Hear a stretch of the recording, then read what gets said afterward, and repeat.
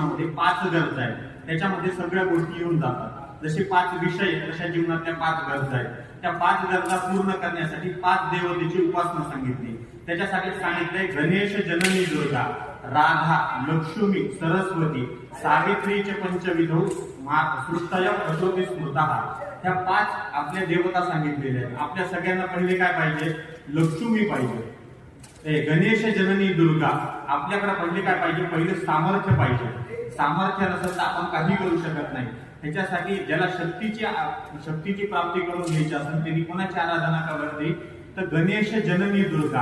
आता इथं डायरेक्ट दुर्गा म्हणता आलं असतं. गणेश जननी असं काय म्हणलं तर विवेकयुक्त उपासना करायची. नुसती जर का शक्तीची उपासना नाही, विवेकयुक्त उपासना करायची आहे आणि तसं सामर्थ्य प्राप्त करून घ्यायचंय. दुसरं सांगितलंय राधा. राधा ही भगवंताची आल्हादिनी शक्ती आहे. माणसाकडे काही नसलं तरी माणसाला आनंदी राहता आलं पाहिजे. ह्याच्यासाठी काय? तर त्याच्यासाठी आपल्याकडे राधा राणीची उपासना सांगितली. त्याच्यानंतर सांगितले लक्ष्मी. प्रत्येकाला धन पाहिजे.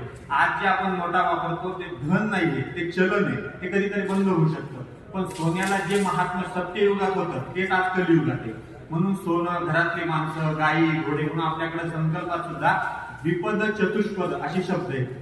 तर ह्याच्यासाठी लक्ष्मी म्हणजे काय? तर 15 प्रकारचं धन भागवतात सांगितले. महाराजांना सर्व माहिती ते नंतर सांगते. त्याच्यानंतर सांगितले राधा, लक्ष्मी, सरस्वती. आता सगळं पाहिजे आणि ज्ञानच नसेल तर काही फायदा आहे का? तर ज्ञान सुद्धा पाहिजे, बुद्धी सुद्धा पाहिजे. त्याच्यासाठी सरस्वतीची आराधना.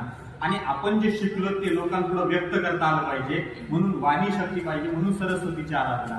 आता ह्या 4ही गोष्टी आपल्या जीवनामध्ये प्राप्त झाल्या, पण आपल्याकडे जर का स्वाभिमान नसेल तर आपण जगू शकत नाही, आपण जगलं नाही पाहिजे असं आपल्याला शास्त्र सांगतं. तर आपला ठिकाणचा स्वाभिमान वाढवण्यासाठी काय पाहिजे? तर त्याच्यासाठी आपल्याकडे सावित्रीची आराधना सांगितली. सावित्री म्हणजे गायत्री, वेदमाता. वेदमाता आपल्याला आधीच्या काळातले ब्राह्मण जे स्वावलंबी जगायचे, काही नसताना काही न करता कशामुळे जगायचे? तर त्यांची गायत्रीवर नितांत श्रद्धा होती. गायत्री काय करते? तर माणसाला स्वाभिमानी बनवते. तर अशा 5 देवतेचं वर्णन चंडी